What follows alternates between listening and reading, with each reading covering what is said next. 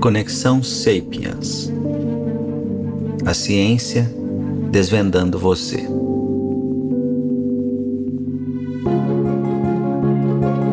Podcast número 1. Introdução. Meu nome é Cláudio Abdala, sou paranaense, pé vermelho. Cresci numa cidade pequena no norte do Paraná chamada Borrasópolis. Eu sou médico, formado pela Universidade Estadual de Londrina, minha querida UEL. Fiz residência e doutorado na Faculdade de Medicina da Universidade de São Paulo. Pós-doutorado pela Faculdade de Medicina da Universidade de Harvard, em Boston, nos Estados Unidos. Já trabalhei na prática clínica como professor de medicina, executivo, pesquisador. Há 23 anos eu me dedico à pesquisa clínica e desenvolvimento de imunoterapia contra o câncer. Nos últimos 17 anos, morando aqui nos Estados Unidos. Durante a minha carreira, tive muitas posições diferentes. A última delas, chefe global do Departamento Médico de Oncologia de uma das maiores indústrias farmacêuticas do mundo. Ou seja, sou um nerd diplomado com sotaque caipira do norte do Paraná. Desde 1998, eu estudo diferentes tópicos da ciência com o objetivo de responder uma pergunta. O que eu devo fazer hoje para que aos 65 anos eu me sinta seguro, autônomo, completo, conectado e sem arrependimentos profundos? Essa ideia surgiu após eu assistir o filme Encontro Marcado, em inglês Meet Joe Black, que conta a história de um empresário bem-sucedido que recebe a visita do anjo da morte, que fala para o empresário que ele irá morrer no dia da festa de aniversário de 65 anos. É um filme muito interessante, com o Brad Pitt, que representa o Joe Black, o anjo da morte, e o Anthony Hopkins, que representa o empresário bem-sucedido. Ter um objetivo de responder uma pergunta específica me ajudou a entender onde focar o meu estudo e como olhar a ciência para separar o que era útil do que era distração. Inicialmente, com uma perspectiva mais ampla, comecei a estudar diversas áreas da ciência, inclusive sistemas complexos, neurociências, antropologia, psicologia, história, entre outras. Com o tempo, percebi que havia algumas áreas que traziam ensinamentos mais profundos. Acredito que os aprendizados mais cruciais para entender o ser humano vieram através da lente da antropologia e da evolução humana. Fazendo uma analogia simples, similar a quando você entra numa casa no escuro, com uma lanterna, a neurociência, a psicologia, entre outras áreas, foram extremamente úteis para iluminar certos aspectos do ser humano. Porém, olhar para o ser humano pela perspectiva evolucionária da psicologia e da antropologia foi para mim o equivalente a acender a luz da casa. Foi neste momento que eu entendi como contextualizar o que a gente observa no ser humano. O aprendizado que tive, eu apliquei na minha vida pessoal e profissional. Recebi a sugestão de vários amigos para escrever um livro ou fazer um podcast e dividir esse conhecimento. Essa ideia do podcast se consolidou durante a pandemia e este é o episódio inaugural. Vocês não imaginam como eu estou feliz de poder fazer esse projeto acontecer. Houve um avanço científico tremendo nos últimos 20 anos, decorrente do mapeamento do genoma humano, do avanço na metodologia científica, nos métodos de imagem e na disponibilidade de dados. Todos estes avanços causaram uma aceleração sem precedentes no entendimento da nossa espécie. Estimo que o conhecimento sobre a espécie humana hoje deve ser dezenas de vezes maior do que há 20 anos atrás. Saber mais é uma bênção, porém também é um quebra-cabeça. Como ter certeza de que o novo conhecimento seja rapidamente aplicado para o bem de cada um?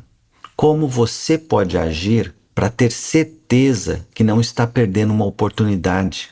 Acredito que a sociedade humana está perdendo uma grande oportunidade, pois não há instituições dedicadas a sintetizar esse conhecimento com o objetivo de informar suas decisões, no caminho de uma vida mais feliz, completa e sem arrependimentos. Considerando esse cenário, eu diria que um grande desafio nosso hoje não é saber, mas sim aplicar o que já se sabe. Vou repetir. Um grande desafio nosso hoje não é saber, mas sim aplicar o que já se sabe. Esse é um dos objetivos principais do Conexão Sapiens: sintetizar a ciência de hoje de forma clara, com recomendações sobre como aplicar esse conhecimento. O Conexão Sapiens terá uma fase inicial dedicada à síntese do conhecimento em 4 áreas, com diversos episódios em cada uma dessas áreas. As áreas são sistema, socialidade, individualidade e cognição.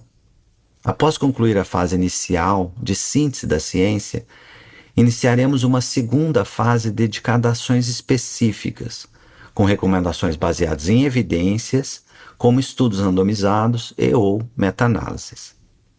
Um estudo randomizado é um estudo em que você faz uma intervenção em um grupo e tem um outro grupo similar como controle para comparar o resultado. Esse é o método considerado padrão ouro, de como demonstrar a eficácia de uma determinada intervenção. Uma meta-análise é quando você combina os dados de diversos estudos randomizados para chegar a uma conclusão global. Durante os episódios da fase inicial de síntese, acredito que falarei muito pouco sobre a ciência gerada antes do ano 2000. Peço desculpas a todos que esperam que eu fale do Freud, do Jung ou do Skinner. Há uma grande quantidade de conhecimento científico, mais antiga, que ainda é discutida e aceita hoje em dia. Porém, este conhecimento não conseguiria atingir os padrões mínimos aceitáveis da ciência geradas no dia de hoje. Alerto que, em geral, não irei discutir conhecimentos gerados fora dos padrões atuais da ciência. Considerando a evolução do conhecimento humano, abandonar conceitos antigos e aceitar um conhecimento novo deve se tornar uma prioridade para o indivíduo. A mudança de paradigma, paradigm shift, do inglês, que foi descrita originalmente pelo filósofo americano Thomas Kuhn, é uma necessidade fundamental hoje, pois o crescimento do conhecimento humano é muito rápido para se tolerar um apego irracional a conceitos antigos. Portanto, acredito que mais do que nunca se deve treinar a própria cognição para aprender a ver novas perspectivas e mudar de opinião mais rápido, ou seja, adquirir flexibilidade cognitiva. O pensador crítico ou pensador científico tem uma cognição sofisticada, bem treinada e abandona o conceito antigo diante de novas evidências, ou seja, muda de opinião diante de novos fatos. Essa flexibilidade é uma capacidade cognitiva que pode ser treinada. Aprender a mudar de opinião diante de novas evidências deve se tornar uma prioridade para qualquer indivíduo que quer se adaptar a um mundo em transformação. Esse é um ponto tão fundamental do podcast de hoje que eu vou repetir. Aprender a mudar de opinião diante de novas evidências deve se tornar uma prioridade para qualquer indivíduo que quer se adaptar a um mundo em transformação. O plano é o seguinte: a estrutura da síntese do conhecimento sobre o ser humano que eu irei utilizar na fase inicial do Conexão Sapiens será organizada em 4 áreas. Primeira área: sistema. O ser humano faz parte de um sistema complexo e durante a evolução dos mamíferos e posteriormente dos primatas, houve uma conexão contínua entre cada um e este sistema. O ser humano se conecta com o ambiente que vive há milhões de anos, e essa conexão traz um equilíbrio para cada um de nós. Porém, após a invenção da agricultura, houve uma mudança dramática na relação do ser humano com o ambiente. Entendendo como essa conexão se deteriorou, pode dar uma oportunidade para o indivíduo tomar ações e diminuir o impacto dessa desconexão. Durante essa etapa na qual conversaremos sobre o sistema, irei dedicar vários episódios para sintetizar o que a ciência mostrou e aprendeu sobre a conexão entre o ser humano e o sistema ao seu redor. Esta conexão se manifesta através de várias formas, por exemplo, espiritualidade e religião, a moralidade, a arte, a relação do ser humano com o espaço físico, com o próprio corpo, com o tempo e com a natureza. Lembre-se, irei falar de aprendizados e conclusões baseadas empiricamente, ou seja, baseadas em dados. Não discutirei opiniões. Segunda área, socialidade. Esta conterá uma série de episódios sobre como o ser humano é um ser basicamente social. Na verdade, o Homo sapiens é uma espécie ultrasocial. Nosso nível de socialidade é um ponto fora da curva. Somos outliers com uma socialidade sem comparação entre os mamíferos. As características e o número de adaptações biológicas pró-sociais são impressionantes. Um exemplo destas adaptações é o ultraje moral. Vias neuronais responsáveis pela reação de nojo a um alimento contaminado também estão relacionadas com o ultraje moral, ilustrando como uma reação tão intensa como o nojo fortalece a nossa moralidade, a nossa ultrasocialidade e cooperação. De uma forma simplista, podemos dizer que a natureza está nos dizendo que, para a nossa sobrevivência, cooperar, ser ético e pró-social é tão importante quanto evitar de comer algo podre. A evolução moldou quem a gente é para nos tornarmos seres ultrasociais, com o objetivo primordial de promover um nível sem precedentes de cooperação. O livro Blueprint, Origem Evolutiva de uma Boa Sociedade, do professor Nicholas Christakis, é uma excelente referência caso você queira aprofundar neste assunto. Pretendo, nesse grupo de podcasts, informar as principais características da socialidade humana, com o objetivo de capacitar você nas decisões necessárias no caminho para uma vida social mais saudável. Neste grupo, falaremos de amizade, amor e relações com a família e outras características da socialidade humana. Terceira área, individualidade.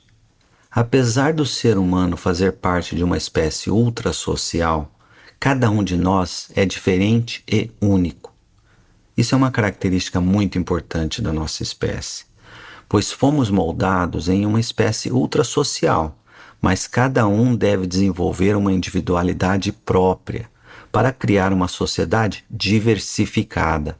Essa combinação de uma ultrasocialidade diversificada permite altos níveis de criatividade e inovação, tornando a sociedade humana flexível e adaptável a diferentes nichos ambientais. A individualidade humana gera diversidade na sociedade, que é um ingrediente fundamental no nosso sucesso como espécie. Porém, é importante enfatizar que para o indivíduo não basta fazer parte do grupo ou se tornar uma pessoa autônoma e diferenciada. Há a necessidade de atingir ambos esses objetivos. Atingir esse equilíbrio entre se tornar um membro valioso da sociedade e desenvolver-se com individualidade e autonomia é um processo longo e arriscado. Muita coisa pode dar errado nessa jornada. A estratégia evolutiva da espécie Homo sapiens é uma estratégia de alto risco com alta recompensa, do inglês High Risk, High Reward. O potencial de desenvolvimento tanto individual quanto em grupo é enorme, porém há um número incontável de maneiras de fracassar, tanto individualmente quanto em grupo. Falarei mais sobre os riscos no desenvolvimento humano em breve num episódio sobre entropia social. Considerando a maior complexidade de se desenvolver uma sociedade ultra-social, diversificada nos dias de hoje, que é um sistema completamente diferente do ambiente pré-agricultura, não é de se surpreender que os fracassos no desenvolvimento social e individual tenham um grau, uma escala e uma diversidade sem precedentes. Durante os episódios relacionados à individualidade humana, irei explorar o que a ciência aprendeu sobre emoções, desenvolvimento humano, personalidade, valores culturais universais, entre outros tópicos. Irei focar em tópicos importantes na sua jornada de crescimento pessoal e autoconhecimento. Quarta área, cognição. No último grupo de podcasts da primeira fase, iremos focar nos aprendizados relacionados à cognição humana, ou seja, discutiremos como o ser humano pensa. Houve um avanço impressionante na ciência sobre neurocognição nos últimos 20 anos. Termos como metacognição, mindfulness, atenção, pensamento crítico e viés cognitivo são comuns nas conversas do nosso dia a dia. Irei dedicar uma série de episódios para entender cada um desses conceitos e analisar os principais obstáculos a uma cognição efetiva, respondendo à pergunta: o que é que atrapalha as pessoas a pensar de forma efetiva para se adaptar ao mundo atual?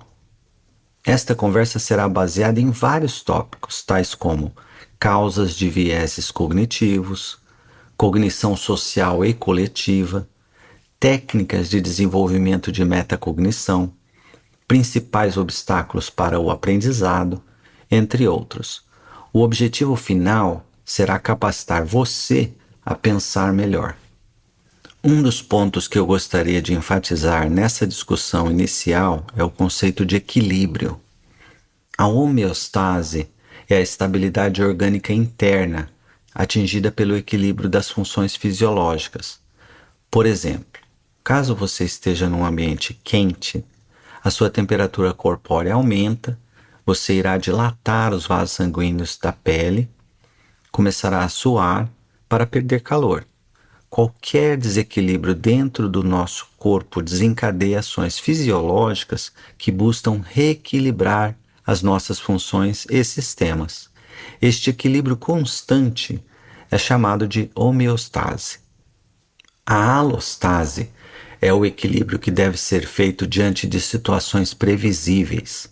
Por exemplo, quando você perde o sono e aumenta os níveis de mediadores adrenérgicos e de cortisol devido ao estresse gerado por uma prova ou um teste. O estresse é um exemplo típico de uma resposta alostática. A sociostase, um termo criado pelo psicólogo americano Luiz Cozzolino, descreve o equilíbrio biológico necessário e mantido pelas relações sociais saudáveis. A qualidade da vida social do indivíduo é fundamental para a saúde biológica. Por exemplo, há um perfil de alterações de biomarcadores em indivíduos sofrendo um intenso isolamento social, ou seja, é possível fazer o diagnóstico de isolamento social com exames de sangue. Outro exemplo da relação entre socialidade e saúde. A rejeição social ativa vias neurais do sistema nervoso central que estão relacionadas com a dor. Ou seja, rejeição social literalmente dói e aumenta o risco de vício por opioides. Um terceiro exemplo: o isolamento social diminui a expectativa de vida tanto quanto o uso do tabaco. Vou repetir: o isolamento social mata tanto quanto o cigarro. A ciência de hoje demonstra que a qualidade da socialidade humana é fundamental para a saúde do indivíduo. Não há como preservar a saúde de uma pessoa sem entender a qualidade da socialidade dessa pessoa.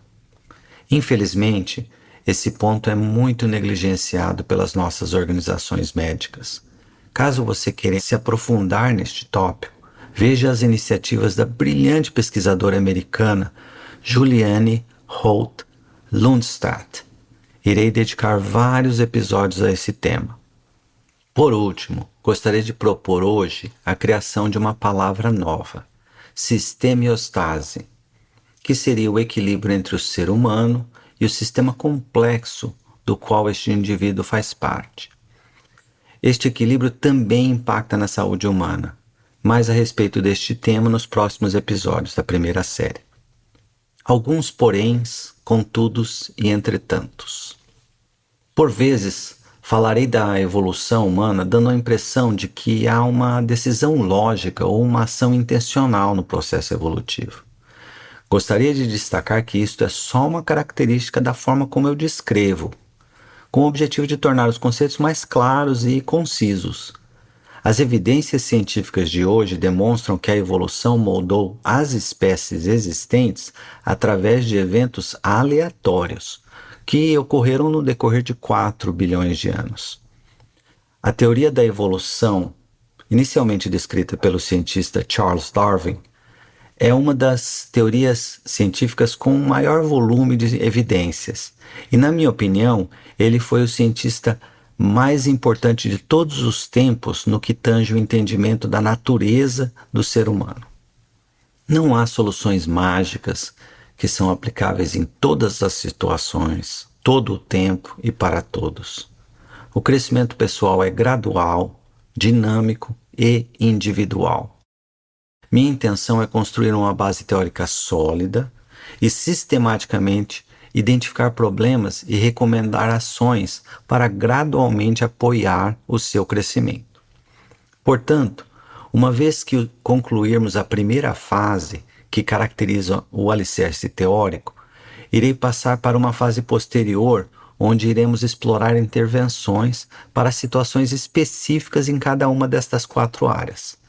Nesta fase, discutiremos a importância do método, similar ao utilizado em medicina baseada em evidências, ou seja, um diagnóstico adequado, uma intervenção baseada em evidências sólidas e apropriada para o diagnóstico, seguida de um monitoramento do progresso, de preferência com uma métrica pré-definida.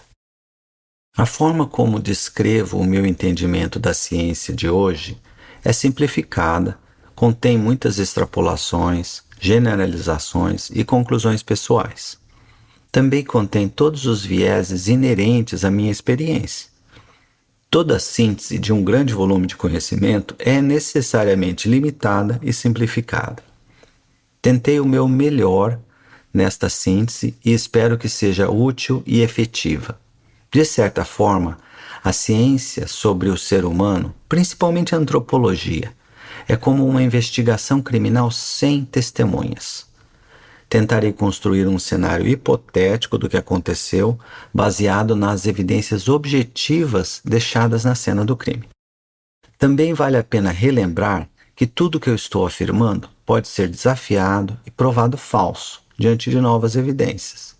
Porém, não irei abrir o debate para perspectivas sem evidências, pois não acredito que eu tenha tempo ou energia para discutir opiniões sem base em dados ou evidências sólidas.